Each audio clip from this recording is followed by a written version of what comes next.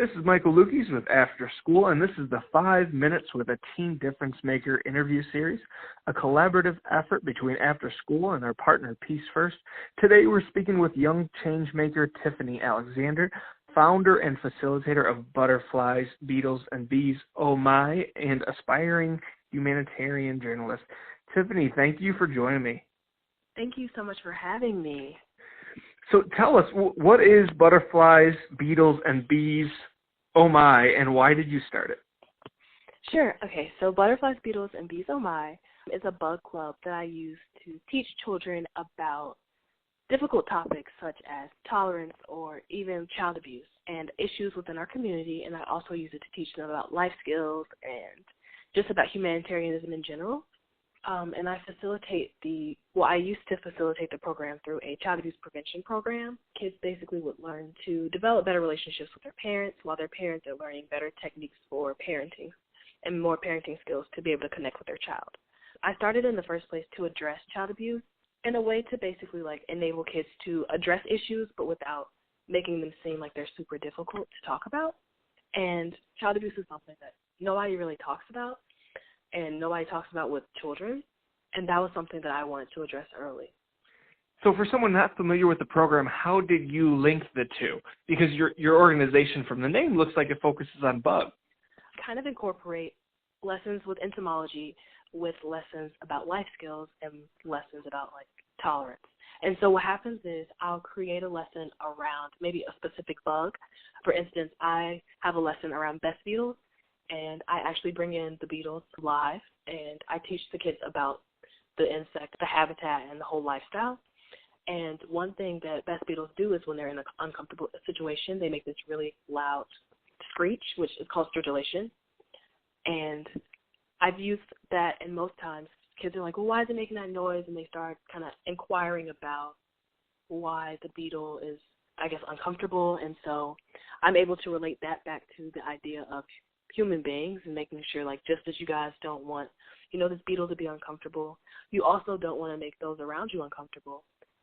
And so making sure that you're understanding of other people and that you're as tolerant as possible towards people, because you never want somebody to feel uncomfortable about themselves when they're around you. And so ensuring that kids just realize that we're an ecosystem. And so that's one of the things where it's just incorporating life lessons into science. Now, a lot of people are passionate about a certain topic, but few of us step up and act on it. What inspired you to take action? I think my upbringing has definitely been something that's vastly influential in who I've become and how I approach things. My parents have always instilled in me, if you're not a part of the solution, you're part of the problem. So it's always really, really important to ensure that when you identify that there is an issue with something that you are passionate about, that you take action in any way possible, in any way that you can. So it doesn't necessarily have to be big, but just whatever that you can do to make a difference and change something that you see as an issue. My parents have always encouraged me since I was a kid to definitely try to be hands-on in life and just approach things in a hands-on manner. So building off that, do you have any recommendations as far as someone's passionate about a topic, they want to get started and get hands-on? What first couple steps would you recommend that they take to do that? Research what you're passionate about.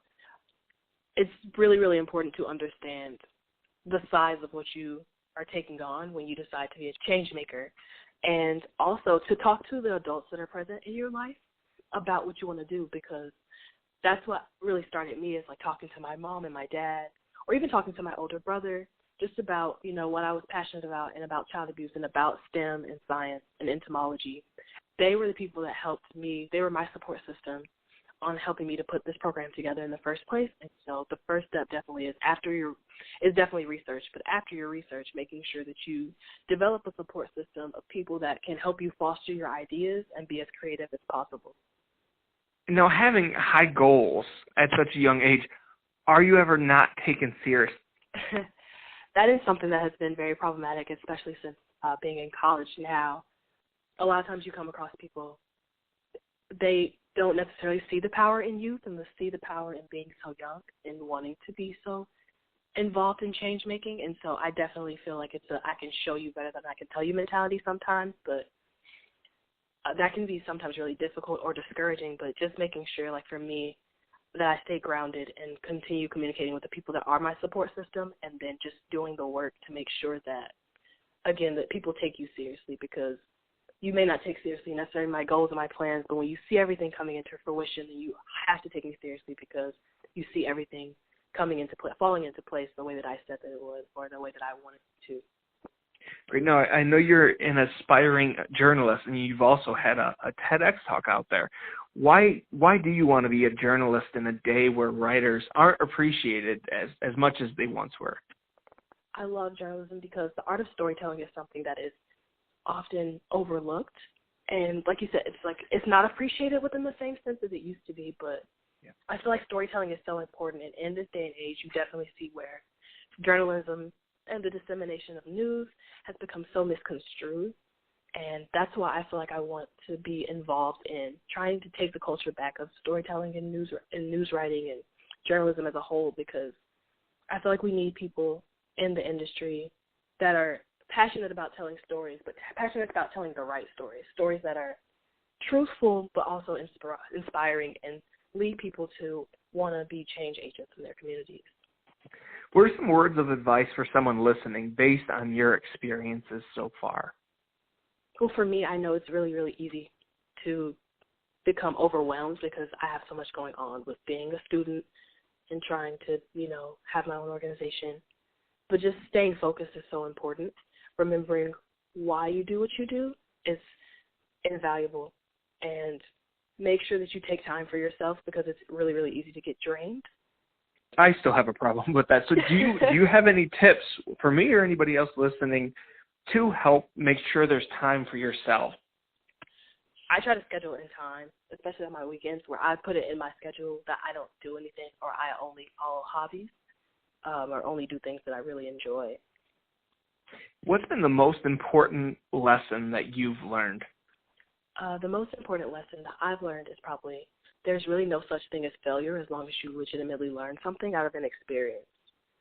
Being somebody so young, obviously, I get told no all the time when I want to do something, or I bring a proposition or a proposal to someone and say, hey, this is something that I think that we should do, or this is something that I think that we're capable of. You're going to hear a lot of no's. You're going to hear a lot of people that don't necessarily believe in you or agree with what you're trying to do, but ensuring that even when you get told no's, as always, making sure that you continuously find other options until you get your yes, and that if something does not go the way that you want it to, that it isn't failure. And just because you don't have the outcomes that you expected, as long as you make sure that you learn from those experiences, it's never something that's unproductive. Once again, it's Michael Lukes from After School here with Tiffani Alexander. Just two last questions. So, Tiffani, what's next for you? What are you working on now? What does the future hold for you? What is next for me? So I am currently trying to get everything in place so that I can become a registered nonprofit. I'm registered in my state of Tennessee right now, where I live with my family, but I do want to become federally recognized. With the transition with college, I can't really be as hands-on with my organization as I used to be, and so I'm trying to find new ways of kind of being able to kind of rebrand myself and find ways to be able to still have a really consistent role in my organization. With school, internships, and trying to become a better storyteller through writing and photography and videography. And I'm currently storyboarding a short doc, so I'm excited about that. Wow, fantastic. So now you're involved with Peace First. How can Peace First help someone get started in making a change in the world, and why should they start with Peace First? Peace First is extremely helpful because they give you all of the tools that you need to become started in your peace work. They have the resources to not only get you started in your work, but to sustain you, to ensure that not only to initiate your work, but to legitimately have resources and connections with other people so that you can keep it going consistently. And the support system within Peace First is amazing because it's truly inspirational seeing the work of other people and having those people that you may look up to or that you see their work is so amazing also telling you or inspiring you through their words and taking time out their day to make sure that they give you feedback or they can comment or help you in any way. And Peace First is really, it's very familial and it's beautiful because it's really a a group of people that are truly just passionate about changing the world and doing so in tangible ways. Tiffani, thanks again for joining me and for sharing with us. To learn more about Peace First Challenge and to get involved today, visit peacefirst.org and scroll over the challenge heading to get started.